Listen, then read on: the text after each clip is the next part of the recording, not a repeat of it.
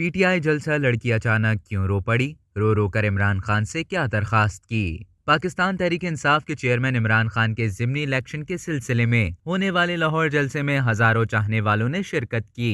जलसे के दौरान पीटीआई के हजारों कारकुनों ने उनका वालिहाना इस्तकबाल किया। वहीं एक नौजवान लड़की ने इमरान खान को स्टेज पर देखा और रो रो कर अपना बुरा हाल कर लिया। सोशल मीडिया साइट्स पर वायरल वीडियो में देखा जा सकता है कि पीटीआई की हिमायती खातून जलसे में इमरान खान को सपोर्ट करने आई हुई हैं। इमरान खान के खिताब के लिए स्टेज पर आने पर ये लड़की ज़ारो कतार रो देती है और इमरान खान से एक बार बात करने की दरखास्त करती है। अब तक के लिए इतना ही। मजीद खबरों और न्यूज़ अपडेट्स के लिए डेली जंग के यूट्यूब चैनल को सब्सक्राइब करें और फेसबुक के पेज को लाइक करना ना भूलें।